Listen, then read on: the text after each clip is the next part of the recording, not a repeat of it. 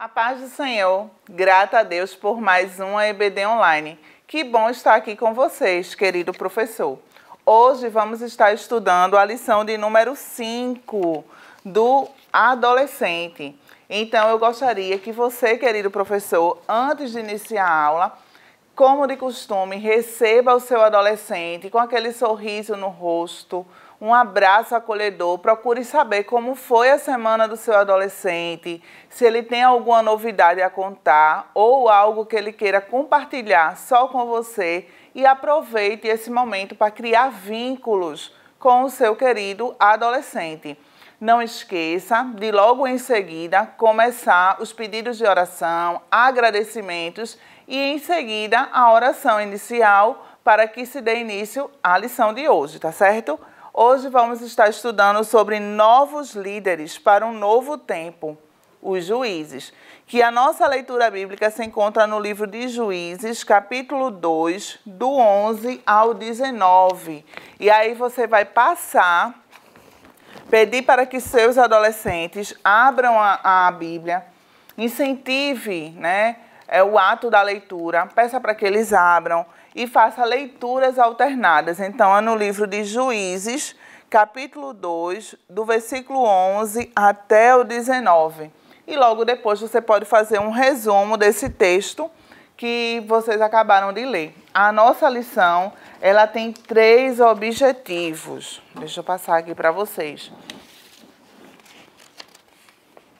Lembrando que a mensagem de Juízes 2:10 diz assim, da nossa lição: todas as pessoas daquela geração também morreram, e os seus filhos esqueceram o Senhor e as coisas que ele havia feito pelo povo de Israel.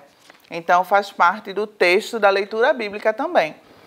E a nossa lição ela tem 3 objetivos, Ensinar sobre o contexto histórico do livro de Juízes e sobre a condição espiritual do povo de Israel, estimular os adolescentes a terem um relacionamento constante com Deus e mostrar que Deus pode usar os adolescentes. Que você, em toda a lição, você possa demonstrar esses 3 objetivos e que o seu adolescente ele saia certo, que Deus pode sim se utilizar dele para o tempo que estamos vivendo hoje. Então, é a lição que estaremos estudando com esses 3 objetivos. E aí, no período dos juízes, deixa eu ler para vocês aqui, que se iniciou logo após a morte de Josué, Todavia, quando a geração de Josué passou, a geração seguinte, o que foi que aconteceu? Ela se esqueceu de Deus. Acabaram deixando de lado todo o costume, todo o aprendizado que tinha. É isso que a gente acabou de ler em Juízes 2:10, quando fala que todas as pessoas da geração de Josué, elas tinham o quê? Morrido. Era uma nova geração que estava se criando naquele tempo, E o que foi que elas fizeram? Se esqueceram de Deus e começaram a fazer as coisas que eram maus aos olhos do Senhor. Então, cada um fazia o que queria. Isso teve o quê? Consequências, e consequências grandes. A primeira foi o afastamento de Deus e outra era que Deus ele permitiu que os inimigos derrotassem Israel. Então, teve consequências a respeito do afastamento daquele povo diante da presença de Deus. Então, é um ponto a você já começar a dizer para o seu pré-adolescente que quando a gente tem uma aliança com Deus, a gente tem comunhão, contato, todos os dias, orando, buscando ao Senhor, a gente tem o que com Ele? Intimidade. Mas quando a gente se afasta, acontece o quê? O esfriamento espiritual. Você pode também, querido professor, passar para o seu adolescente a definição de juízes, Trazendo para cá, para a época que estamos vivendo e também lembrando o que é que acontecia com as pessoas que eram separadas para ser juízes. Ela tinha o poder, aquele que julga, Ou seja, ele tinha autoridade para isso e ele tinha regras a quais ele julgava de acordo com aquilo que ele achava, o que Deus mandava como mandamento como certo. Então, esse era o trabalho, o serviço do juiz e dos juízes daquela época também. Então, o povo de Israel, o que é que acontecia? eles, depois da morte de Josué, a nova geração, eles começaram a se distanciar de Deus. E Deus ele fez o quê? Que os inimigos começassem a aterrorizar o povo de Israel. Então, quando o povo de Israel sentia essa afronta, essa dificuldade, eles começavam a clamar a Deus e pedir o quê? Livramento, pedir justiça, pedir ajuda. Era quando Deus ele ia e levantavam pessoas que pudessem estar à frente do povo como líder espiritual e julgando a causa daqueles. A nossa lição diz assim: assim, quando estavam em sofrimento, sob o governo dos inimigos, o povo clamava a Deus. Ele, por sua misericórdia, né, o nosso Deus é muito misericordioso, ouvia a oração e levantava um juiz, ou seja, um líder, um guerreiro, para estar à frente do povo, né, e dominar o inimigo. Enquanto o juiz liderava, o que é que acontecia? O povo seguia as regras de Deus. Quando morria o líder, o juiz que parava, não tinha mais liderança, o povo voltava a fazer as coisas que não agradavam ao Senhor. Então, era isso que constantemente acontecia com aquela geração. Elas não se firmavam, na verdade, em Deus, só obedecia quando tinha um líder na frente.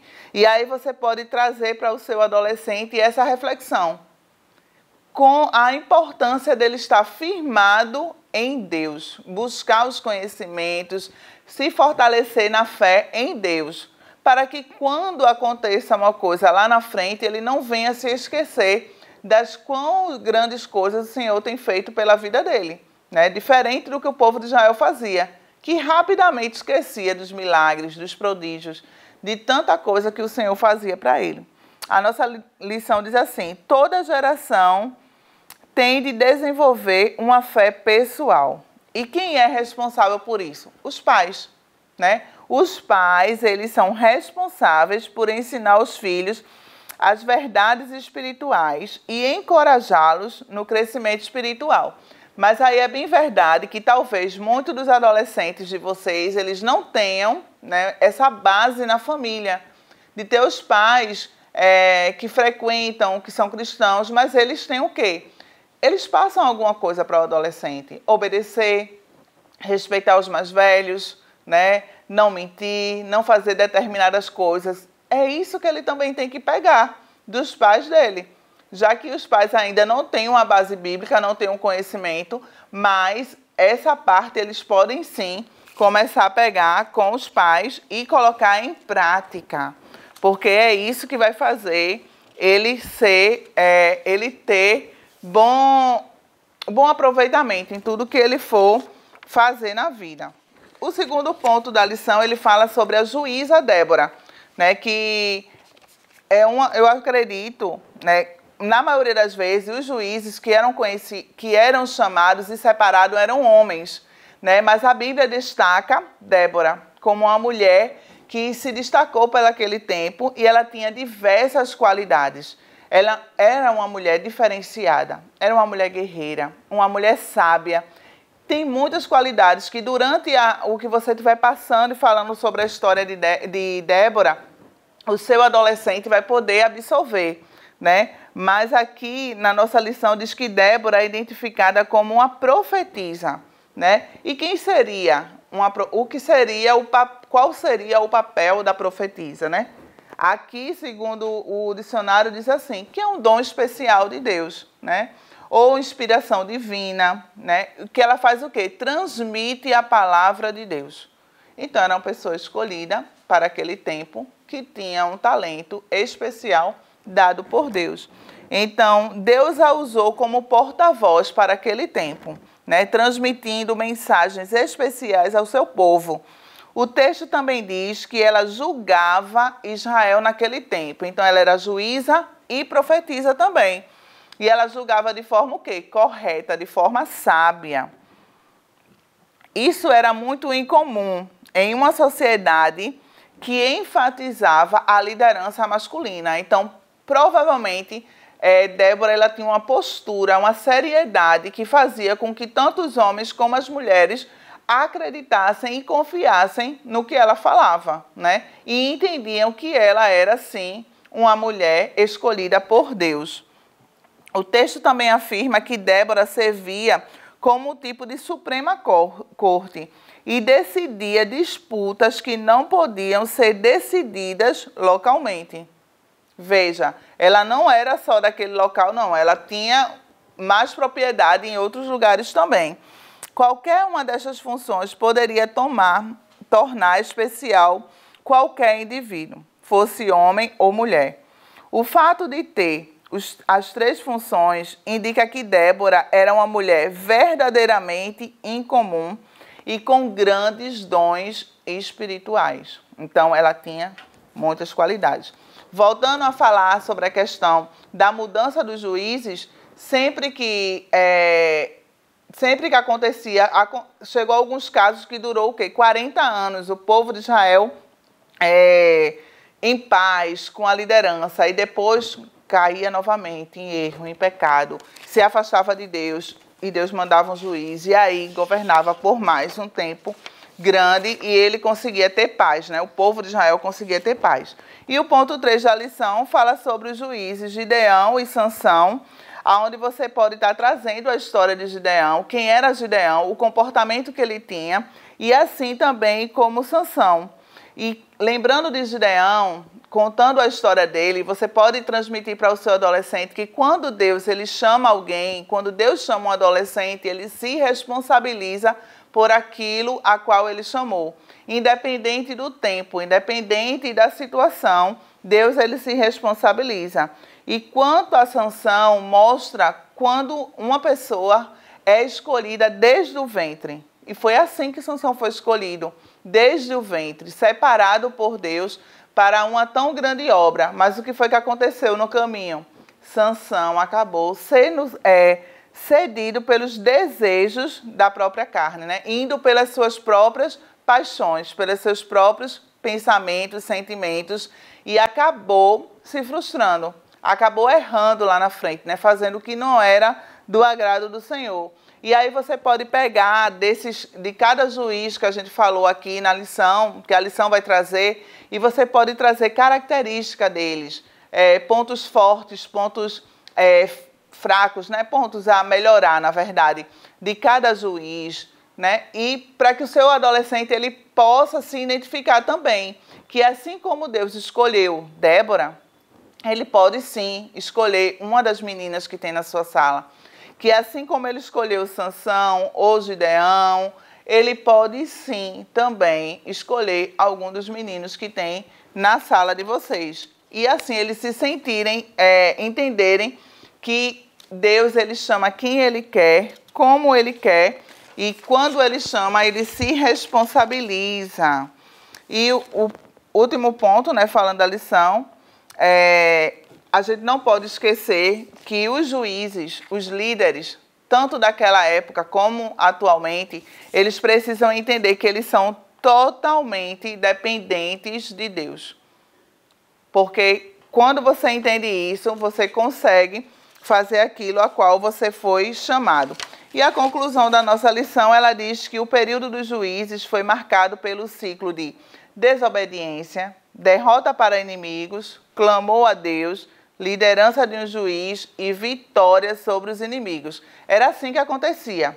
O povo desobedecia, os inimigos acabavam derrotando eles começavam a clamar por misericórdia. Deus, por sua bondade e misericórdia, enviava um líder, juiz, e aí o povo fazia o quê? Tinha vitória sobre os seus inimigos. E era esse ciclo que o povo de Israel viveu por muitos anos. Então, esse não é um bom modelo.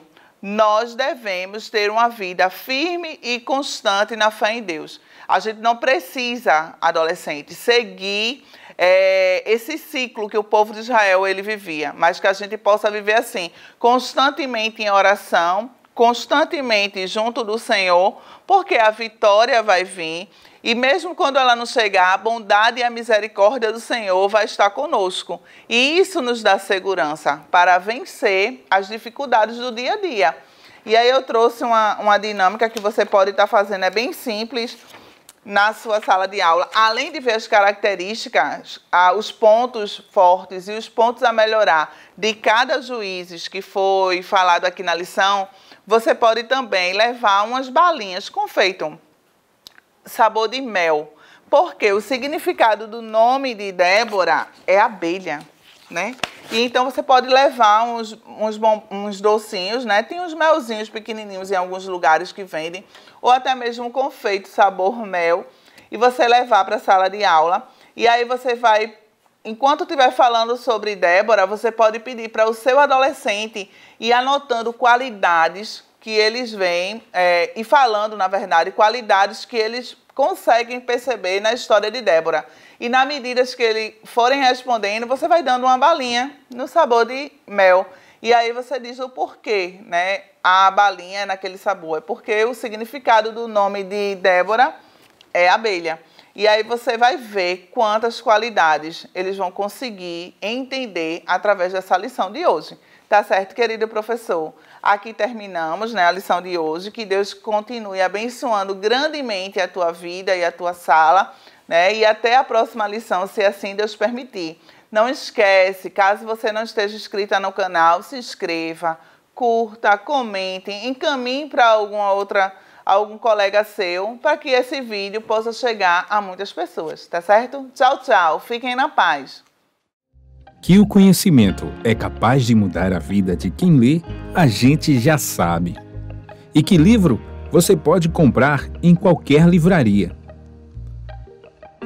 Mas nós transformamos 100% do nosso lucro em mudança de vidas, através da ação social, evangelismo e missões.